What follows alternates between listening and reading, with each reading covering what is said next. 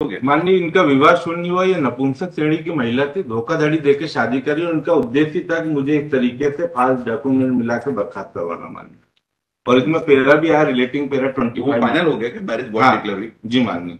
Complaint case है क्या? निजी परिवार था माननीय। और माननीय, इसमें एक आखिरी तथ्य कहना चाहूंगा कि रिवीजन न्यायालय ने जो हमको नोटिस भेजे थे वो हमारे पते पे नहीं थे माननीय, और ये फाइंडिंग भी आई है कि उस पते पे हम नहीं रहते हैं। आपको मिल तो गए थे ना, आप अपेयर हुए थे? नहीं नहीं, अपेयर नहीं हुआ माननीय रिविजनल कोर्ट में हम सब। एक्सपार्टी है ये? हाँ, एक्सपार्टी ऑर्डर है माननीय, और रिविजनल न्यायालय में तेरा बता देता हूँ माननीय। हाँ। कोई सर्विस रिपोर्ट बाद में आई होगी ना? नहीं माननीय, इसमें फिर चस्पी दिगी की कार्रवाई हुई माननीय। हाँ। और इसी पते पे चस्पी दिगी कर दी गई जिसपे ये लिखा था कि यहाँ पे नहीं रहते माननीय।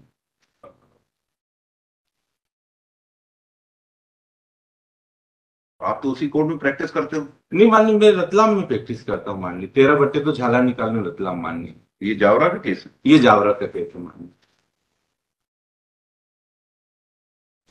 ये घर कब बदला आपने? ये माननीय जब विवाद हुआ हाँ। 2015 में, तो फिर वो मकान मिसेज को देख के अलग हो गया, वो वहां पे फिर अकेली रहने लग गई। ये आईटीआई कॉलेज वाला?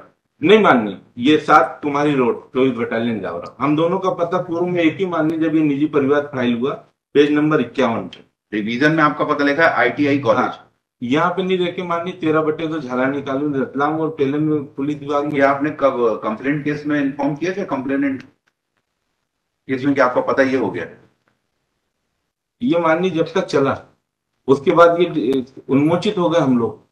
कब बदला वही पूछ रहा, डेट उन्मोचित होने के बाद बदला कि पहले बदला? उन्मोचित जब हुए माननीय, ये 2017 में, ठीक उसी समय हमने घर परिवार छोड़ दिया माननीय। डेट कोई डॉक्यूमेंट है घर बदलने का? माननीय, नया एड्रेस अब आपका ये हो गया, कुछ वकालतनामे में छापे होंगे, कहीं तो छापे होंगे। ये घर बदल गया आपके कहने से थोड़ी मान लेंगे।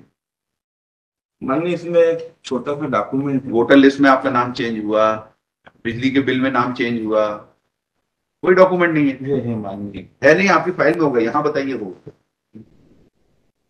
आप अवॉइड कर रहे थे, जैसे ये अवॉइड कर रहे थे वैसे आप भी अवॉइड किए। नहीं माननीय, ये मैंने वर्ष 2017 में एक सर ये शून्य की कंप्लेंट फाइल करी थी सर, ये विवाह शून्य करने की कुटुंब न्यायालय में। उसमें माननीय मेरा एड्रेस ये शून्य का केस में जीत भी गया, और इसमें एड्रेस 12/13 डीआरपी लाइन रतलाम आया माननीय। कंप्लेंट केस में जब आप अपियर हुए तो आपने वहां कोर्ट को इन्फॉर्म किया, जैसे रजिस्टर्ड पता देना पड़ता ना? जी माननीय। वहां दिया आपने? उस समय माननीय अधिवक्ता के थ्रू केस चलता थे, तब मैं अधिवक्ता लिखा माननीय। कोई एड्रेस प्रूफ वहां दिया था कि ये हमारा पता है? तो अब जो आपने कंप्लेंट में लिखा था वो ये रिवीजन में लिखा गया?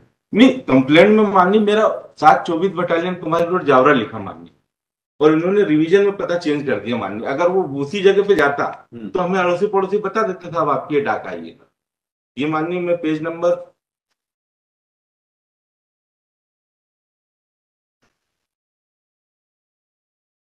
पेज नंबर 51 माननीय।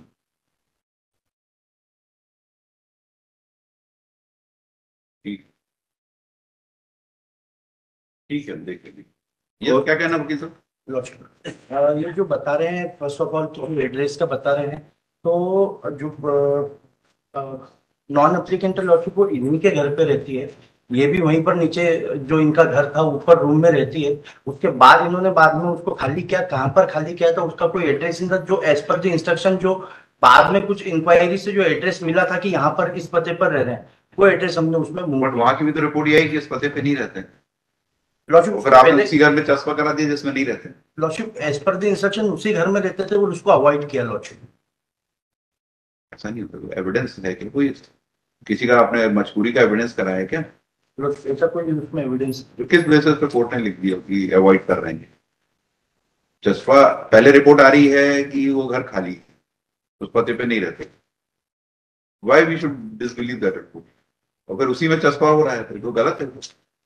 उसके अलावा कोई दूसरा एड्रेस था नहीं इनका, जो सब इंफॉर्मेशन निकालने की जिस ग्राउंड पे आपका मैटर रिमांड हुआ कि आपको सुनवाई का मौका नहीं मिला, हम उसी ग्राउंड पे रिवीजन कोर्ट को भेज देते इसको वापस की, रिवीजन कोर्ट इनको सुनवाई का मौका देके डिसाइड करे फिर से।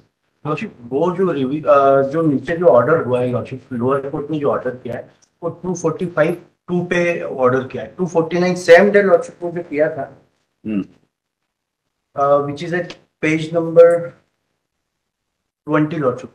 ये जो बता रहे हैं कि पुकार लगी है 31/7 को 19 को जो प्रोसीडिंग है लॉर्डशिप, उसमें जो पुकार लगी थी 249 का जो इन्होंने आवेदन पेश किया था, उस बेस पर उन्होंने पुकार लगाई थी, जिसमें ये अनुपस्थित रही, इनके एडवोकेट भी अपीयर नहीं हो पाए। उसके बाद में जो है जब 249 का आवेदन इनका निरस्त हुआ, उसके जस्ट बाद में इन्होंने 245(2) का जो है आवेदन पेश किया था, और उस पर कोई पुकार नहीं लगाई गई, कोई उसमें कुछ इंफॉर्मेशन नहीं दी गई। और ये जो बता रहे हैं लॉर्डशिप, तो आई फेयरली एडमिटेड कि वो, बट एज पर दी ये जो नेग्लिजेंट पार्ट हुआ है वो लोकल काउंसिल के उस पर हुआ है लॉर्डशिप, इसलिए क्योंकि नहीं, बट इसके पहले भी कई डेट थी यहाँ पे अपियर नहीं हो रहे थे। उसका इनके करीबन 6-7 केस इन दोनों के बीच में बिटवीन चल रहे हैं लॉर्डशिप। हर केस में वो अपियर हो रही थी, दूसरे सब केसेस में अपियर हो रही थी। इस केस में अगर उसको नॉलेज होता तो बिल्कुल अपियर होती लॉर्डशिप, वो खुद ही परिवादी है। और ये जो केस लगाए 494 के बेस पर मैंने प्राइवेट कंप्लेंट लगाई। ये मिस्टर काउंसिल जो है वो पहले पुलिस डिपार्टमेंट में थे, उसमें भी इनकी डी ओपन हुई, डी में वो चीज क्लियर हुई लॉर्डशिप, उसके बाद ही वो सब चीजें आगे हुई। अब तो डाइवोर्स क्या हो गया, फाइनल हो गया? हाँ फाइनल हो गया, माननीय मेरे पास ये बता रहे हैं ये डिग्री पारित है माननीय। मैट्रिमोनियल